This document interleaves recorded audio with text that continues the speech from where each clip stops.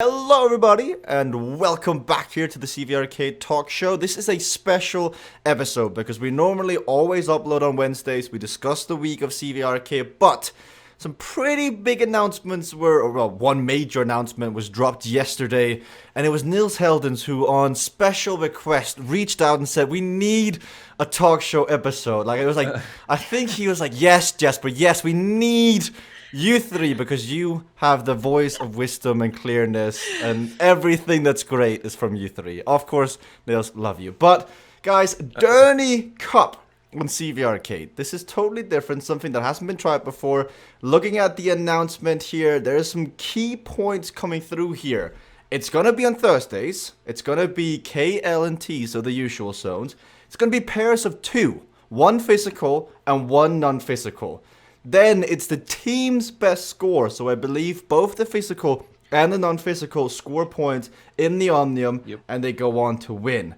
This is going to be a competition in its own. It's very important to understand that the CVRcade World Cup and the CVRcade Derny Cup are very different. The CVRcade World Cup is at the top. Like, that is the premier event. That's the one you put on the pedestal. The Derny Cup is still a cup, but you may consider it a lesser cup, a cup that, it just keeps the variety going, more testing. But, Vic, I guess we'll throw to you first here. The Derny Cup, Vic.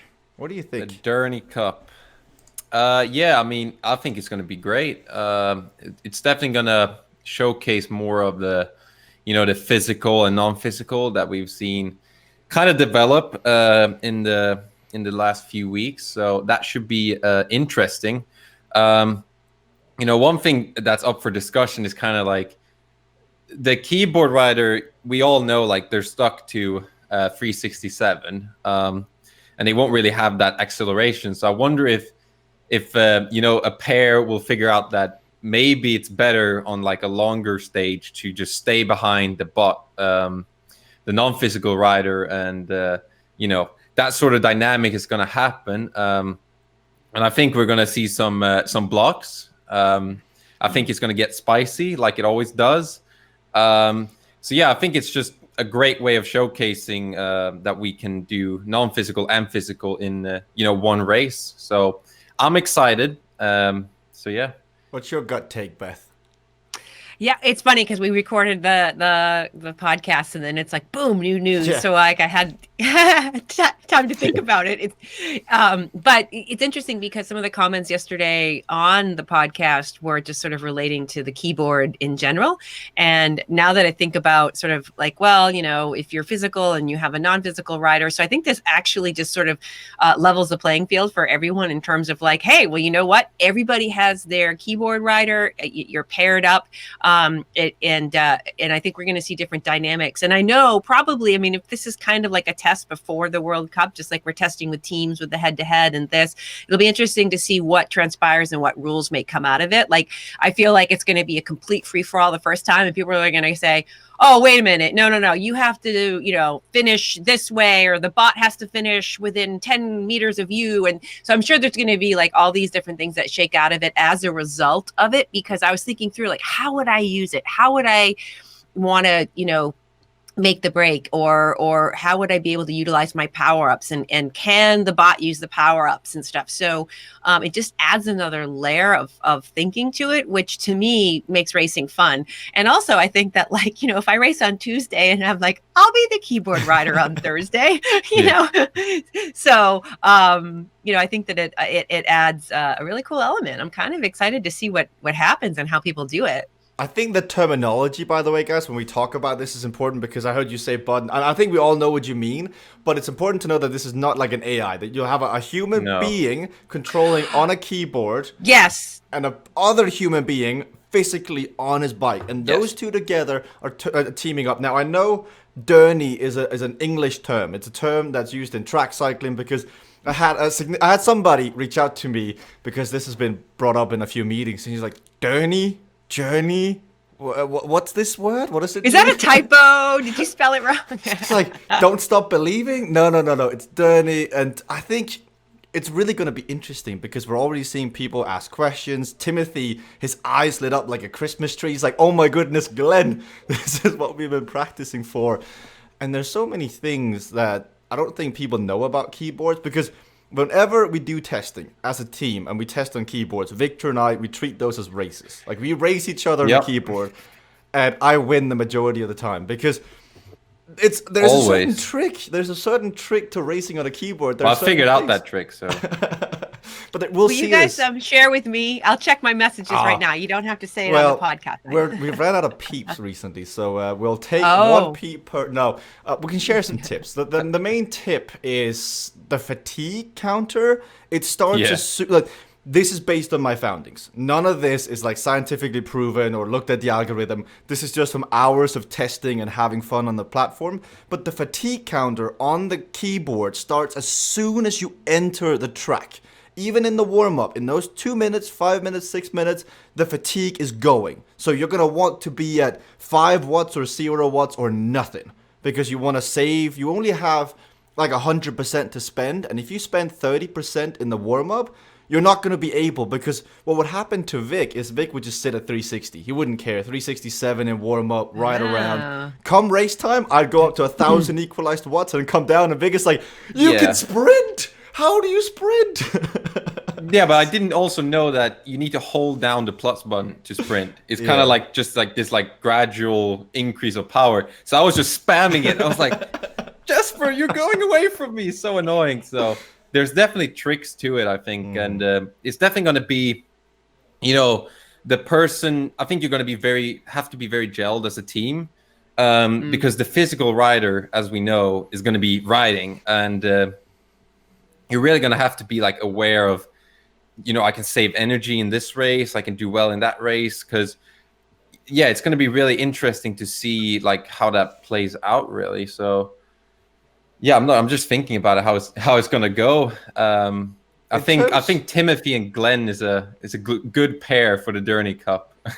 But in terms of teaming up, like, it's not exactly like the track. So if anyone has seen Derny racing, where you've got your non-physical, motorbike, and you've got your cyclist behind him drafting, wherever the motorcyclist finishes in that race, it doesn't matter. It's where the road cyclist finishes.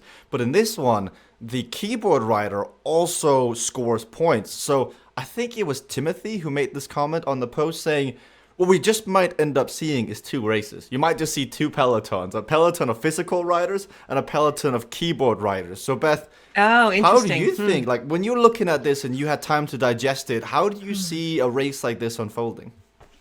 Well, yeah, I mean, I guess if just given what you said about having sort of a limited, like you can only go to 1,000 watts, like, you have so much currency or so to speak, so many watts to spend on the bot. So there's that component. And once that is spent, you're going to rely on the legs. And I can just see people making like a break and the bots aren't going to be able to catch. So people are going to be doing a lot of responding.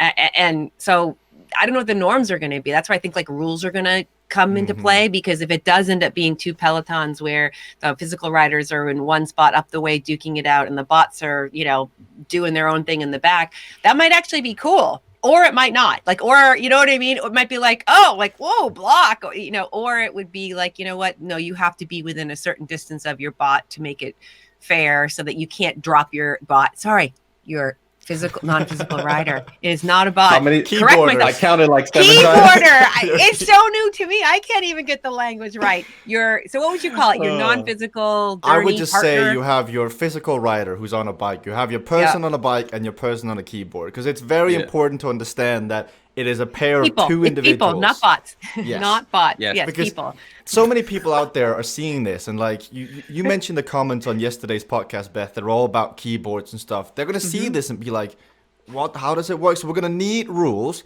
but I also think we need some testing, because we have no idea how this is going to play Wild West. Yeah, I think that's what's kind of fun about it. It's just sort of like it's never been done, like, I mean, we've had keyboard players in there, but like, it's just never been done where you pair up. And I think it would be, and I've said this yesterday on the podcast, I really like watching the non-physical riders come into the broadcast. I like to ask them questions. It's a different mindset when you're not like, like responding with like a 200 equalized watts and you're dying, it's just sort of like, in the expressions, Timothy and Quentin was beep, beep, beep, beep, but there's the motors like are going, which is what I really like to crack open. But it's gonna get wild because I assume there's gonna be a prize purse. Like, it wouldn't be a CVR Cup of some sort without an incentive of racing. I mean, that's in the World Cup season 1. The first week you were racing for what, 200 quid, $200 for winning an Omnium. I can't imagine that this cup won't have a prize purse. And just think about this. Somebody physically is gonna get blocked by somebody else on a keyboard, and that keyboarder potentially has the chance of negating this person earning money. If you think it was bad now, wait until Sebastian gets blocked. Wait until Casey gets blocked. Wait until Nigel finally gets a piece of that pie he's been dishing out backwards. Like, Beth, that's just gonna escalate. Yeah, it is. But I also think that it's going to like open up the door to more people and more pairings, right? Like, it's just going to be interesting because, you know, people are going to sort of find their cadence and be like, oh, you know, like, so I think it's going to be interesting what the dynamics are going to be, because it's not going to be a team dynamics and be a, you know, 2-person team. But it might not be, you know, Vixen and, you know, it could be just individuals. And I think there'll be people that are coming on that we know there are people downloading the game, trying it on keyboard that haven't yet, you know, purchased a bike. I feel like a lot of these non-physical riders that are coming into the game are going to be in CVRcade riders being like, dude, I need a physical rider. You know what I mean? So it's like, we're going to see this, like, this true melding. You know, we have cyclists who are gamers, and we have now these gamers are coming in kind of tapping, you know, putting their toe in the water about being a cyclist, but I think they're going to actually pair up, and they're going to learn about tactics, going to learn about the way that it's raced on CVRcade. And I think we're going to see some really interesting pairing from the gaming world come into CVRcade. And that's kind of cool, because like we see people in the chat all the time and they're like, how do I get on? And I'm like, oh, hello. I guess, you know, I'm reading the chat. I'm like, I have my new buddy who's racing with me next Thursday, you know? So it's cool. I think it's really cool. Vic, do you think we might see some people abstain? Like, do you think on principle, because it's keyboard infested, as some might say it, do you think we'll see some just say, not for me?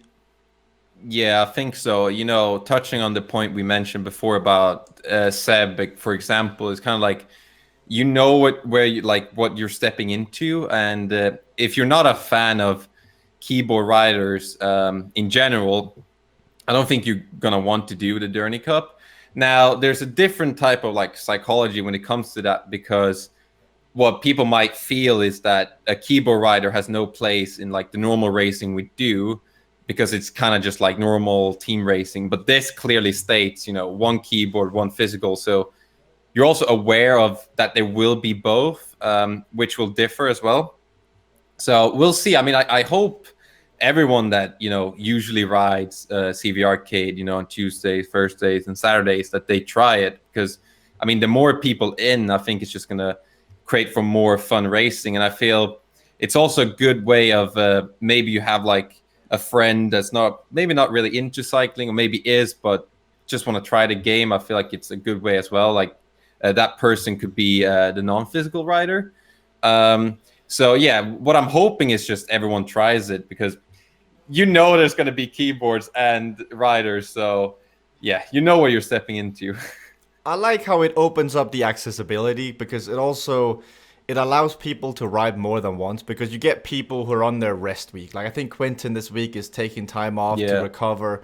He can still get involved. Like, on a Thursday, he could ride. Beth, as you said, you've gone hard on a Tuesday. Thursday, you ride. So if you look at the week, that's Thursday and Saturday done. I'm sure there will be something to announce on Tuesdays as well. So we've got some really, like, this is an exciting time in the CVRcade, you know, time period as a total, looking at what's currently available. I think it'll be cool. Looking at the Derny Cup, it's got good potential, but it has just the possibility of being absolute mayhem. Like, keyboarders, physical riders, mixing each other, blocking each other, racing each other, power-ups. And I think it's going to be ultimately amazing for the platform, because I think it's going to shake things up, which is what we need. Like, like right now, if you look at the platform, it's like a Doritos bag. Like, you have all the chips at the bottom, you know what they lay, there's air at the top. You kind of need someone to come in there and just shake it up and move it around. And I think this Derny Cup is going to do exactly that. But guys, 15 minutes long. I don't want to go any further, because we already did 40 minutes yesterday. I'm excited. Any final words on this from you, Beth? Any plugs here at the end? Do you want to do another Kayla? No, 20% off? 20% off. No, I think that it's going to be cool if every single person has their own non-physical rider. Like, I understand where if you don't have your own and you feel like you're being, but if you have your own to work with and you just sort of shed it, shed that preconceived notion and be like, I have a teammate. What are how are we going to play it? I think it's going to be pretty interesting. Vic? Yeah, I mean, I agree with what Beth said. I think it's just going to be a good way of letting people into the platform, get a taste for the racing. I'm just hoping for some exciting racing. I think we all are. So I'm excited. I'm not going to come to any conclusions if it's going to be amazing or, bad, because we haven't done a test yet. But, just the theory, the concept of it, I'm intrigued. So I'm looking forward to it. On that note, if you go to CVRcade.com, you can use the code Derny20 to save 20% on your free download of CVRcade right now, but only right now if you've listened to the podcast. Thank you so much for listening. And now we'll see you. It'll be quite a bit because Beth and I are going to head out of the office, so there won't be a talk show next week, but we will be back after that. Until then,